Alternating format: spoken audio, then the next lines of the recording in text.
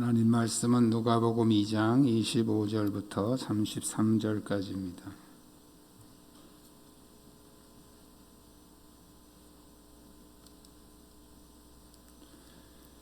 누가복음 2장 25절부터 33절까지 한 절씩 교독하겠습니다. 예루살렘에 시므온이라는 사람이 있으니 이 사람은 의롭고 경건하여 이스라엘의 위로를 기다리는 자라. 성령이 그 위에 계시더라.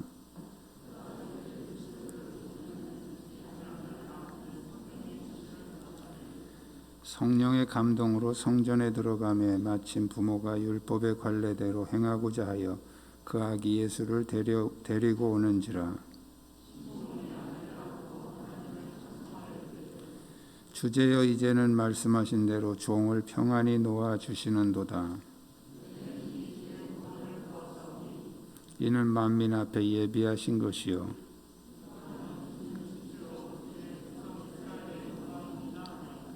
그의 부모가 그에 대한 말들을 놀랍게 여기더라. 아멘.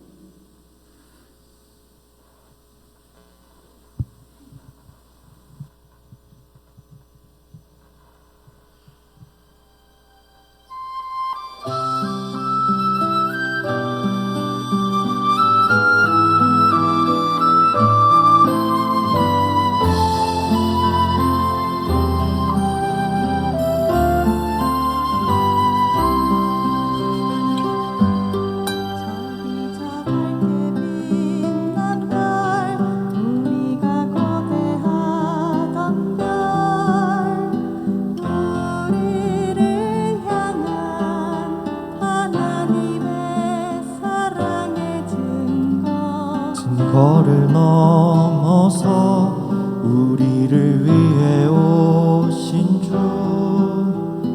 하늘엔 영광 땅에는 평화로다. 우리를 구원하시려 이 땅에 친히 오셨네. 하늘의 어떤 별보다 가장 빛나는 별 예수, 저기 저 밝게 빛난 별, 우리가 고대하던 별, 우리를 향한 하나님의 사랑, 저기 저 별을 넘어서 우리를 위해 오신 주, 하늘엔 영광 땅에는 평화.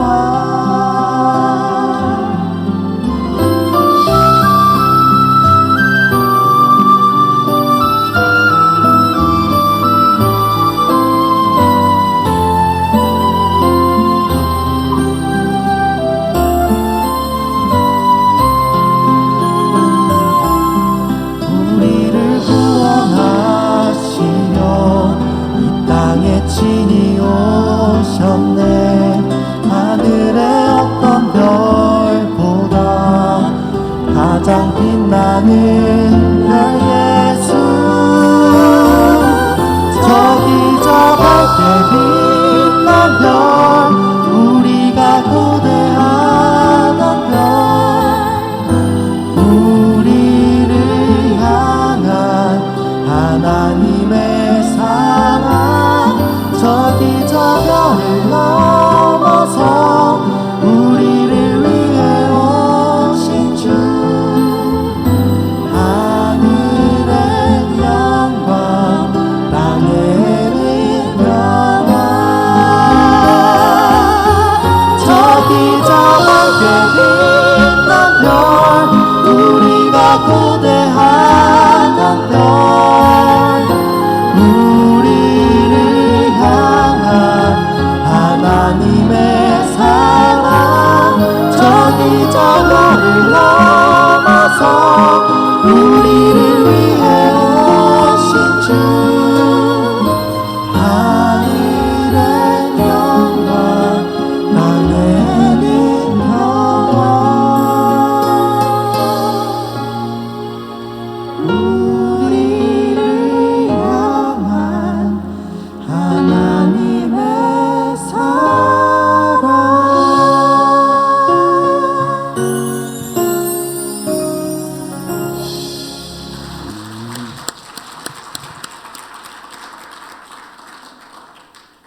감사합니다. 주위에 있는 분들과 서로 인사 나누시기 바랍니다.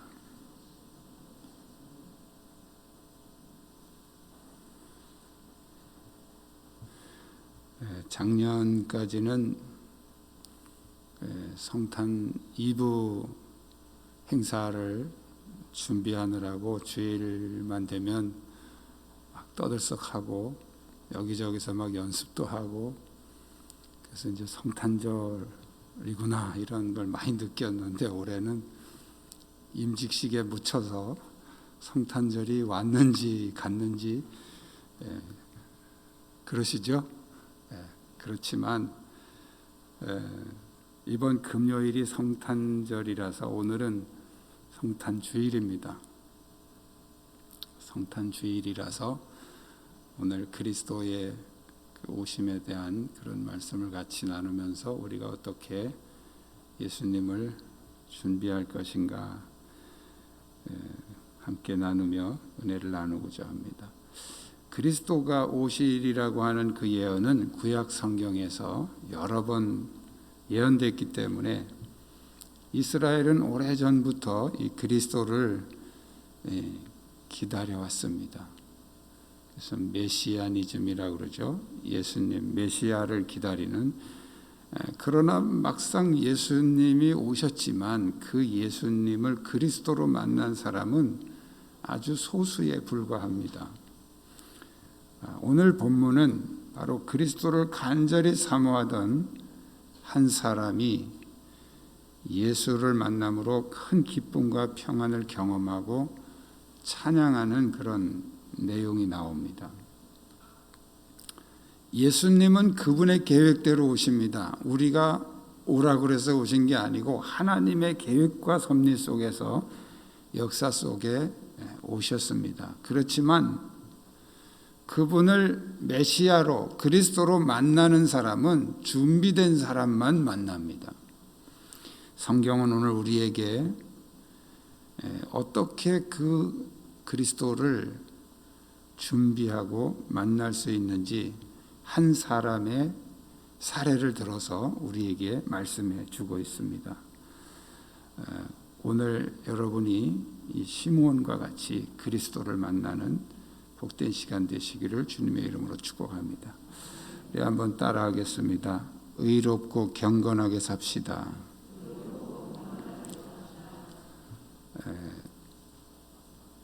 오늘 성경에서 한 사람을 소개하는데, 예루살렘에 시므온이라는 하는 사람이 있으니 이 사람은 의롭고 경건하여 이스라엘의 위로를 기다리는 자라. 그렇게 소개를 하고 있습니다.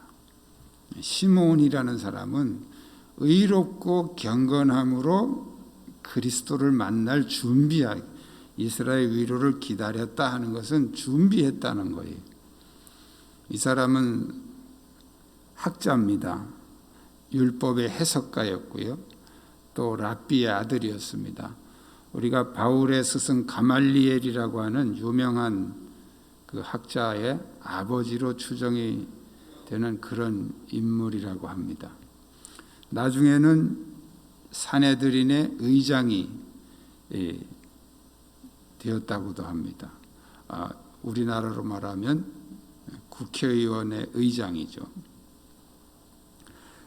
의롭다, 의롭고 경건하다, 이렇게 두 마디로 이제 이 시므온의 모습을 소개하고 있는데요. 의로움이라고 하는 것은 어떤 하나님의 말씀을 온전히 지키는 어떤 행위적인 외적으로 보여지는 부분을 말합니다. 또 경건하다는 말은 그 중심에 하나님을 진실되게 의지하는 그런 어떤 보이지 않는 내면적인 것을 말합니다. 의로움만 강조하게 되면 이제 형식주의에 빠지게 되고요.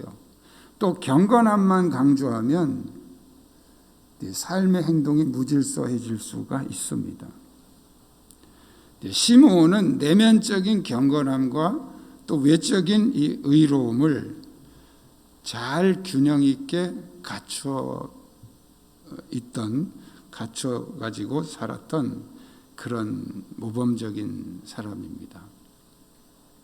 천주교는 너무 외적인 것만 강조하다 보니까 이제 형식주의에 빠지게 됐고요. 우리 기독교는 너무 또 내면적인 것만 이 경건주의만 강조하다 보니까 이제 서로 이렇게 비난하는 그런 관계에 있죠. 이 형식과 경건이라고 하는 것은 어느 것이 더 중요하냐 이렇게 질문하면 안 됩니다. 이것은 균형의 문제지 선택의 문제가 아닙니다. 그래서 이 형식과 경건은 똑같이 중요한 거예요. 내면적인 것과 또 외적인 것이 같이 잘 균형이 있게 조화가 될 때 그것이 건강한 신앙입니다. 오늘 성경에 나오는 이 시므온은 바로 그런 내면적으로나 외적으로나 잘 균형이 맞춰져 있는 그런 사람이었죠. 그가 왜 그렇게 했느냐? 바로 그리스도를 만나기 위해서 그런 마음의 준비 또 외적인 준비를 하고 살았다는 거예요. 여러분이 그리스도를 만나기를 원한다면 바로 이 의로움과 경건함이 균형을 이룬 그런 믿음으로 준비하시기를 축복합니다. 두 번째는 따라합니다. 그리스도를 간절히 기다립시다. 당시 시대적인 상황은 미래를 희망할 수 없는 아주 암담한 그런 현실이었습니다. 이방 종교와 미신 문화가 판을 치고 유대교 지도자들은 정치와 권력에 타협을 하고 신앙은 형식주의에 빠져 있었죠. 이런 절망적인 상황에서도 시므온이 의롭고 경건하게 살 수 있었던 그 중요한 요인은 바로 메시아를 기다리는 그 소망 때문이었습니다. 그는 이스라엘의 위로를 기다리는 자다. 이렇게 설명을 하고 있습니다. 이스라엘의 위로는 구약 성경에 예언된 메시아를 말합니다. 기다린다는 것은 막연하게 시간 보내는 게 아니에요. 분명한 목적을 가지고 사는 것을 말합니다. 우리가 시간적으로 미래를 갈 수는 없지요. 그러나 우리의 마음이 미래를 향해 갈 수 있습니다. 그분을 찾아가는 것입니다. 여러분이 버스를 기다릴 때 여기 서 있지만 마음은 어디가 있습니까? 버스가 오는 저 앞에 가 있죠. 그래서 버스만 나타나면 그 버스가 내가 타야 될 버스인지를 미리부터 보잖아요. 소망이라고 하는 것은 그런 거예요. 기다린다고 하는 것은 그런 거예요. 우리가 예수님을 기다린다는 것은 지금 이 현재에 살지만 미래에 그 오실 예수님을 바라보는 거예요. 소망이 없는 사람은 절망적인 상황이 올 때 극단적인 행동으로 빠지게 됩니다. 많은 사람들의 가슴 속에서 이 메시아에 대한 그런 소망이 사라져갈 때 그때에도 시므온은 간절히 사모하면서 그분을 기다렸습니다. 이미 그는 그리스도를 볼 것이다 하는 그런 성령의 음성을 들었고요. 나이가 점점 들어가면서 혹시라도 또 내가 죽기 전에 못 만나면 어떡하나 그런 염려도 있었겠죠. 그런데 예수님을 만나고 나니까 이제는 평안히 죽을 수 있다 하는 고백을 하게 됩니다. 오늘 우리는 그리스도의 신앙을 지키기에 얼마나 어려운 시대를 살고 있는지 모릅니다. 시한부 종말론자들이 그동안 계속 막 예수가 뭐 언제 온다 이렇게 해가지고 여러 번 이렇게 뻥크를 냈죠. 바른 신앙을 가지고 있는 사람들도 자꾸 그런 얘기를 듣다가 이제는 만성이 돼서 예수님이 우시는가 진짜, 맨날 거짓말만 들었으니까요. 양치기 목동처럼 자꾸 거짓말만 듣다 보니까 이제 진짜 와도 이제는 잘 믿어지지 않는 그런 그 시대적인 풍조를 우리가 그런 시대에 살고 있습니다. 사이비 집단들이 계속해서 이렇게 횡포를 부리면서 이번 코로나 사건도 사실은 이 사이비 집단들의 그런 문제로 해서 더 많이 확산이 됐는데,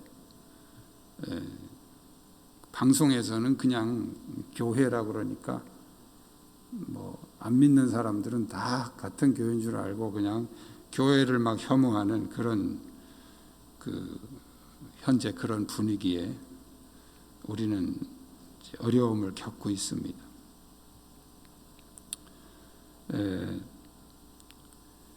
같은 그런 교회 내에서도 서로 갈등과 그런 분열로 인해서 힘들어하는 교회들이 굉장히 많습니다. 그러나 이러한 시대에도 그런 우리에게 심각한 그런 문제는 그런 상황이 아니에요. 가장 심각한 것은 우리 안에 그리스도를 기다리는 간절함이 없어졌다는 거예요. 이것은 어떤 물질적인 풍요와 또 삶의 어떤 여러 가지 상황이 우리를 그렇게 만든 것이죠. 우리가 그리스도를 만나기 위해서 가장 중요한 준비 중에 하나는 그분을 사모하는 간절함입니다. 여러분이 그리스도를 만나기 원한다면 간절히 사모하시기를 축복합니다. 세 번째는 따라하겠습니다. 성령의 인도하심을 받읍시다. 오늘 성경에서는 그가 주의 그리스도를 보기 전에 죽지 아니하리라 하는 성령의 지시를 받았다. 25절에서는 성령이 그 위에 계시더라. 성령이 그 위에 계시더라. 성령의 지시를 받았더라. 시몬은 성령님과 함께 했고 성령의 지시를 받았습니다. 어떤 지시입니까? 너는 그리스도를 보기 전에는 안 죽을 거다. 성령의 지시죠. 우리가 성령의 임재하심이 없이는 그리스도를 볼 수 없고 알 수 없습니다. 예수님도 제자들에게 너희가 성령이 너희에게 임하시면 그 성령님이 나에 대해서 다 알게 하고 깨닫게 해주실 것이다. 그렇게 말씀을 했습니다. 예수님 당시에 많은 사람들이 예수님을 따르면서 떡도 먹고 또 기적도 경험하고, 그렇지만 실제로 그분이 그리스도라고 하는 것을 깨닫고 그 그리스도를 만난 사람은 많지 않습니다. 그래서 예수님은 제자들에게 성령을 받으라. 성령을 받으라. 왜냐하면 제자들도 성령 받기 전에는 예수님을 잘 몰랐단 말이죠.